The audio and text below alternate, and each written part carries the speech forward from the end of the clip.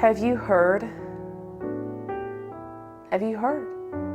What am I talking about? Have you heard His voice?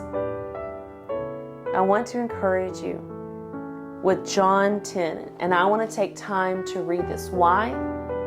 Because the Word works. And when we speak the Word, when we read the Word, we get an understanding. So here in John 10, starting with verse 1, truly, truly, I say to you, he who does not enter the sheepfold by the door, but climbs in by another way, that man is a thief and a robber. But he who enters by the door is the shepherd of the sheep. To him the gatekeeper opens. The sheep hear his voice, and he calls his own sheep by name and leads them out. When he has brought out all his own, he goes before them, and the sheep follow him, for they know his voice. A stranger they will not follow, but they will flee from him, for they do not know the voice of strangers. This figure of speech Jesus used with them, talking to his disciples, but they didn't understand it. So he said again to them, truly, truly, I say to you, I am the door of the sheep. All who come before me are thieves and robbers, but the sheep did not listen to them. I am the door. If anyone enters by me, he will be saved and will go in and out and find pastures. The thief comes only to steal and kill and destroy. I come that they may have life and have it abundantly. Here Jesus is using a metaphor.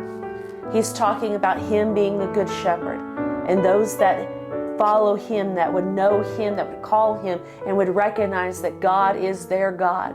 You therefore are sheep. And what happens? The sheep are being called out.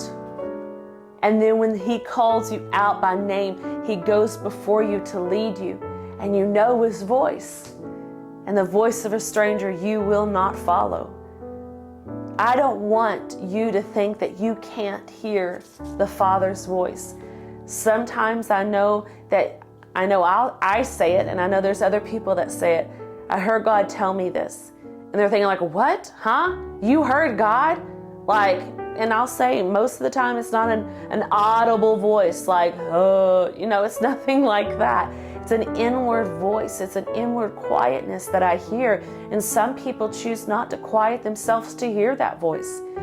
But here in John, it promises us as the sheep, if he is our shepherd, that he will call us out, and we are to know his voice. We are to know his voice. We can distinguish the voice of God and distinguish the voice of the enemy. And the enemy only comes, it tells us here, to steal, kill, and destroy. So we know that if we are hearing a voice that says anything about killing, stealing, or destroying, it's not the good shepherd's voice. But if we know it has to do with life and life more abundantly, blessing upon blessing and encouragement and faith-filled words, we know it's the shepherd. So I want to encourage you that you can know his voice. Don't ever say, I can't hear the voice of God. I want you to start confessing, I hear my Father's voice. I am his sheep, and he is my shepherd, and according to his word, he calls me out by my name, and I know his voice. I know the shepherd's voice. And if you continually confess that and get in a habit of saying that, and let it come in your spirit, not just say it out of your head, but in your spirit, I know the Father's voice.